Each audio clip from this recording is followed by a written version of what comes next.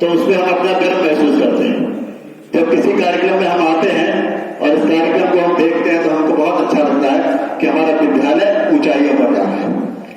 आज के समय में जो भी ऊंचाइयों की तरफ जाता है उसका थोड़ा वो सब होता है, लेकिन आज हम उस पर बात न करके सिर्फ युवा सम्मेलन में बात करेंगे।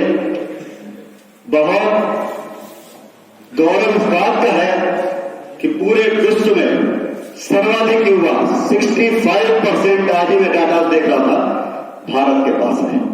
और भारत जो इतनी तेजी से एक अच्छी क्रिएटिविटी के साथ आगे बढ़ रहा है उसका भी कारण यही है।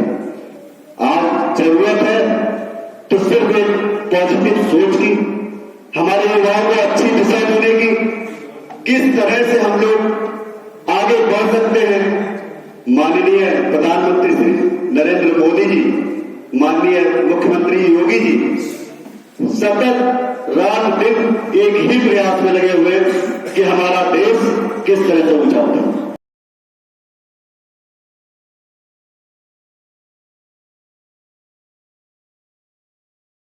आत्मनिर्भर होगा, हमारा देश आत्मनिर्भर होगा और हम जो विकसित राष्ट्र का हमने जो संकल्प लिया है वह हमारा पूरा होगा।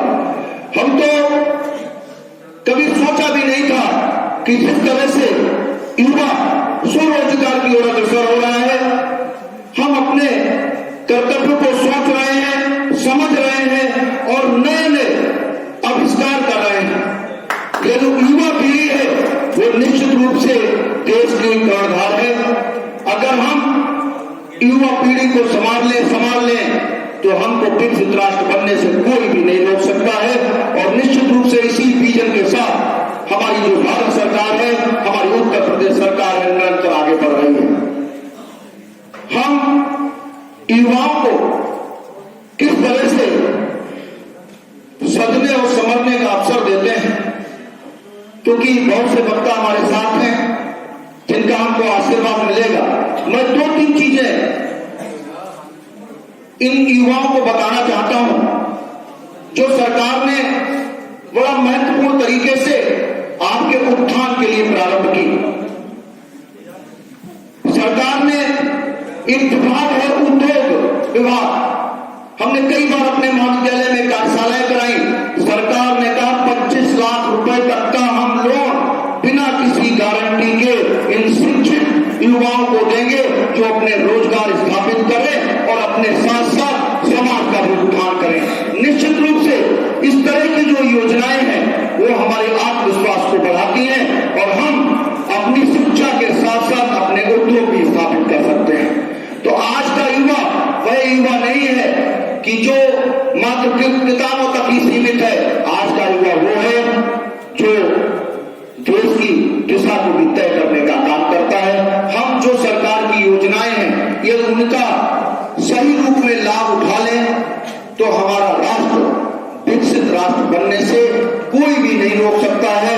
और आज उसी के परिकल्पना में आप देखिए, जब यूक्रेन और रूस का युद्ध हो रहा था, हमें अपने नागरिकों को निकालने के लिए हमारे प्रधानमंत्री जी का जज्बा देखिए।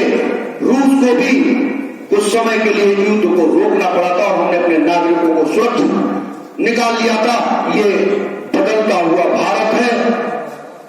तो निश्चित रूप से हमारे जो युवा हैं यदि संकल्प ले लें कि हम अपनी शिक्षा के साथ साथ देश के विकास में अपना योगदान देंगे तो आपके साथ साथ जब आपका विकास होगा, आपके परिवार का विकास होगा, देश का विकास होगा।